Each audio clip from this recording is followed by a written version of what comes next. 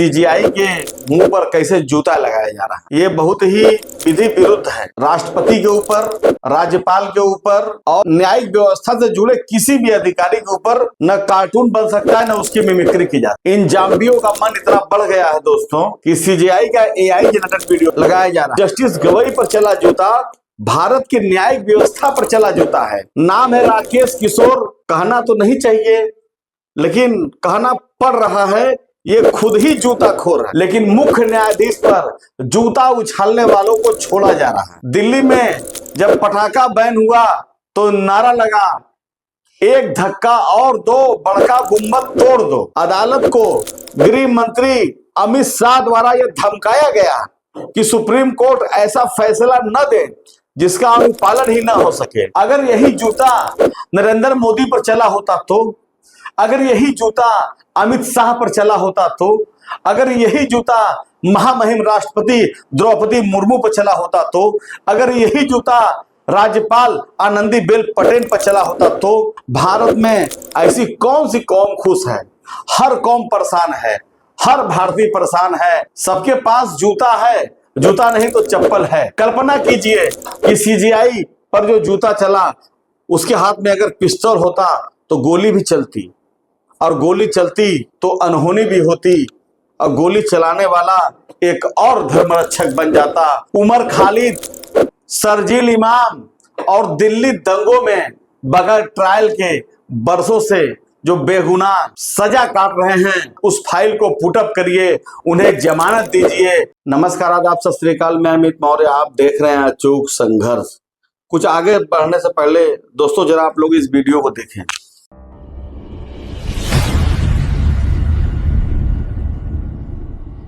जैसा कि आप लोगों ने इस वीडियो में देखा, ये वीडियो एआई जनरेटेड है कि सीजीआई के मुंह पर कैसे जूता लगाया जा रहा है। ये बहुत ही विधि विरुद्ध है। राष्ट्रपति के ऊपर, राज्यपाल के ऊपर और न्यायिक व्यवस्था से जुड़े किसी भी अधिकारी के ऊपर न कार्टून बन सकता है, न उसकी मिमिक्री की जाती। लेकिन इन जाम्बियों का मन इतना बढ़ गया है दोस्तों कि सीजीआई का एआई जनरेटेड वीडियो लगाया जा रहा है। आखिर ये मन किसकी सह पर बढ़ा है? भारत के उच्चतम न्यायालय के सर्वोच्च पीठ पर बैठे मुख्य न्यायाधीश जस्टिस भूषण रामकृष्ण गवई पर जो जूता चला, वो महात्मा गांधी पर गोली चली बिल्कुल वैसा ही है।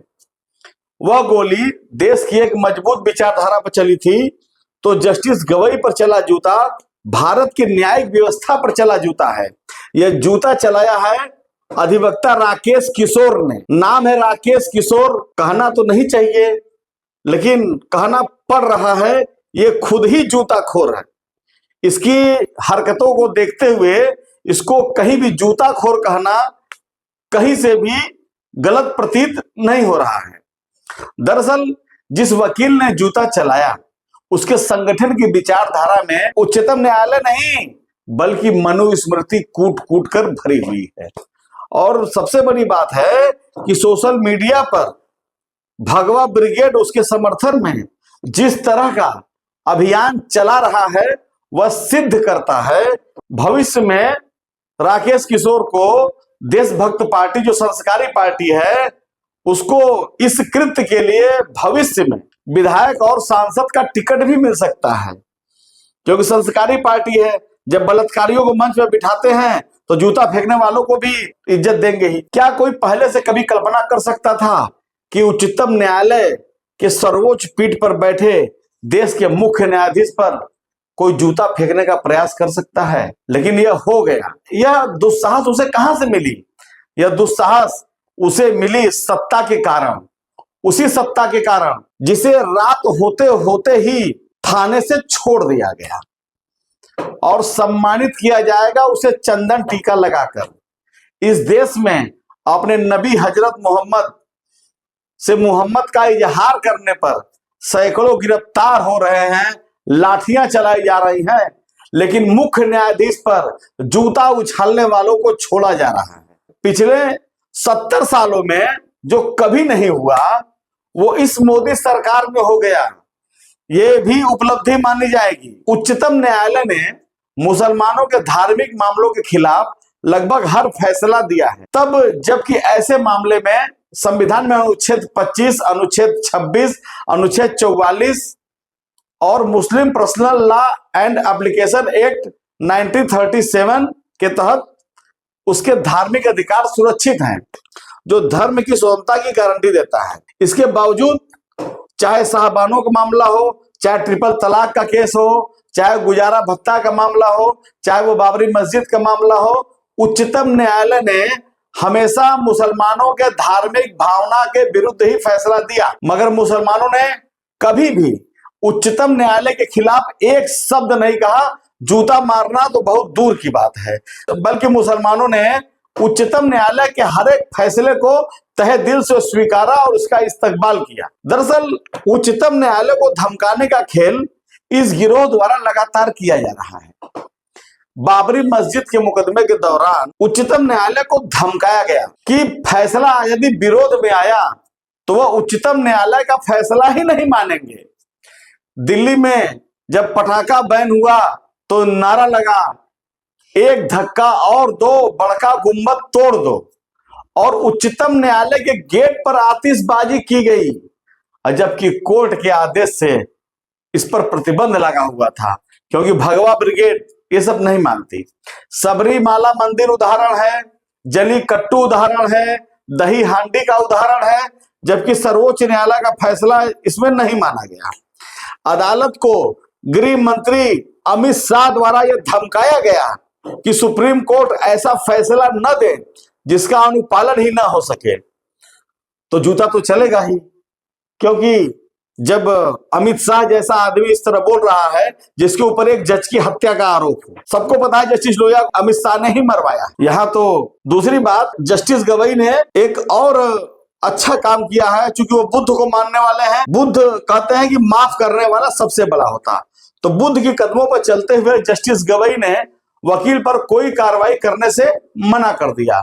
मगर देखना यह होगा कि सर्वोच्च न्यायालय अपने ही मुख्य न्यायाधीश के इस अपमान पर स्वतः संज्ञान लेकर सोशल मीडिया पर जस्टिस गवई के खिलाफ चल रहे आपत्तिजनक पोस्ट करने वालों पर क्या फैसला लेता है, क्योंकि पूरा सोशल मीडिया जस्टिस गवई के आपत्तिजनक मीम से भरे हुए हैं, जो एकदम विधि विरुद्ध है।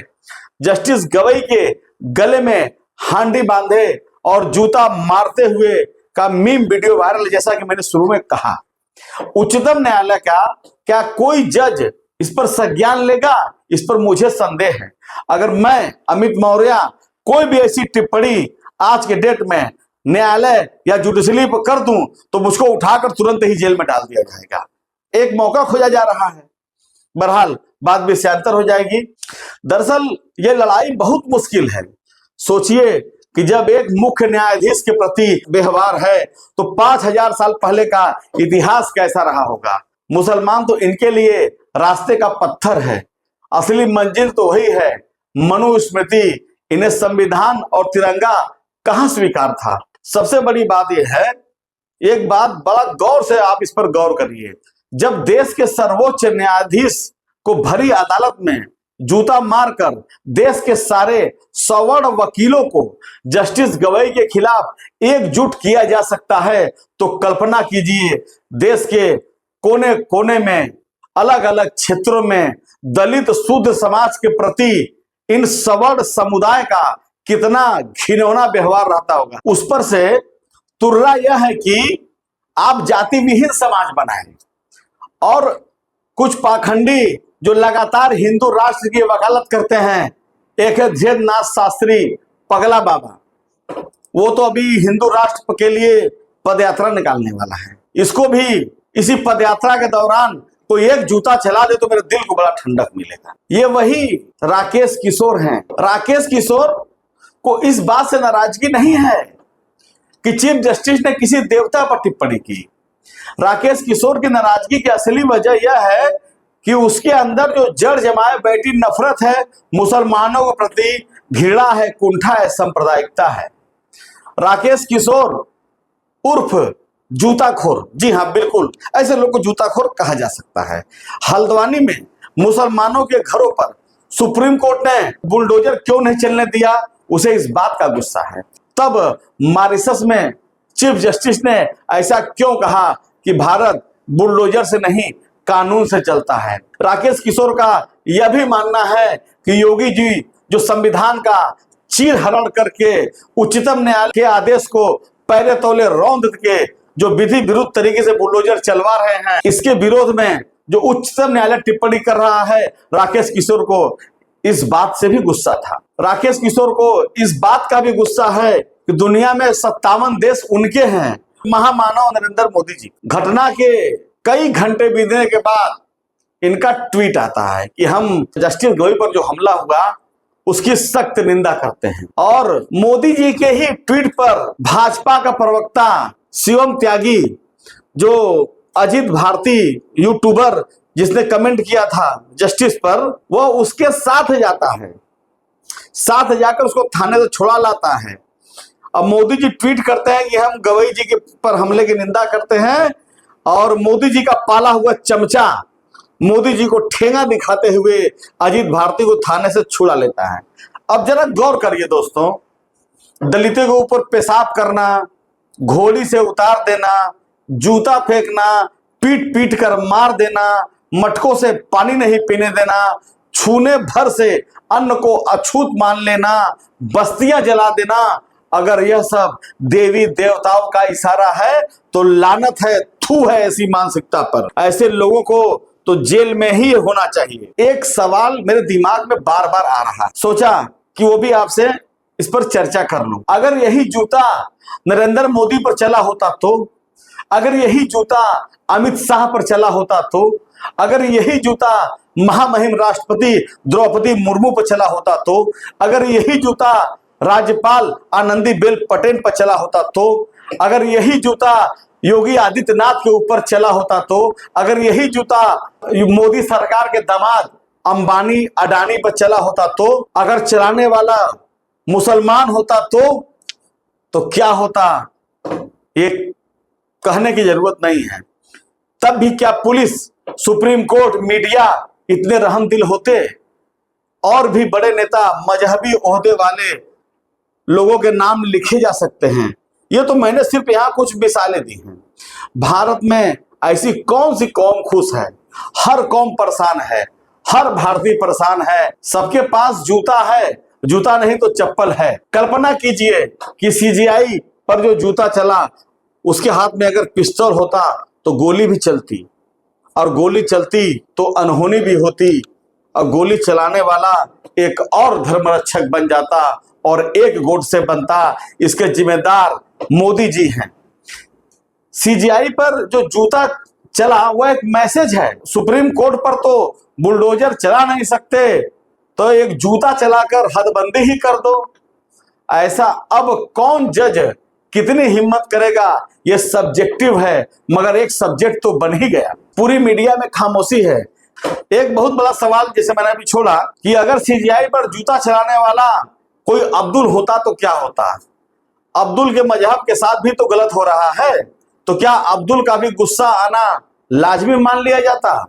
अगर वो अब्दुल मोदी, योगी, राज्यपाल या राष्ट्रपति में जूता चलाता तो अब तक अब्दुल के घर के सामने सैकड़ों मीडिया वाले पाकिस्तान, आईएस और न जाने क्या क्या बोल रहे होते।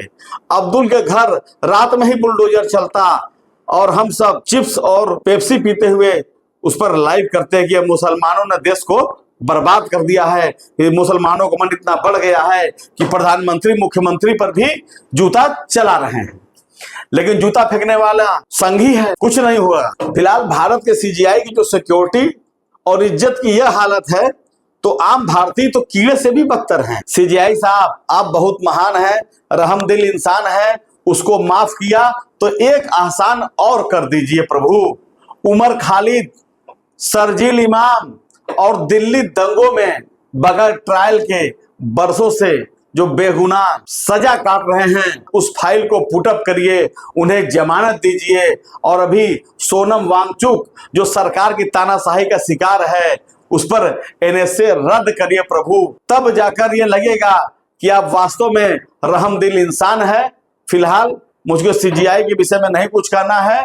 अगर सीजीआई अपने ऊपर जूता फेंकने वालों को माफ कर सकते हैं तो उमर खालिद, शरजील इमाम और दिल्ली दंगों में जो बगैर ट्रायल के बरसों से कैद बेगुनाह जेल काट रहे हैं, उन्हें जमानत दीजिए और एक संदेश दीजिए कि न्यायपालिका मोदी सरकार के दबाव में नहीं चलेगी। नमो बुद्धाय।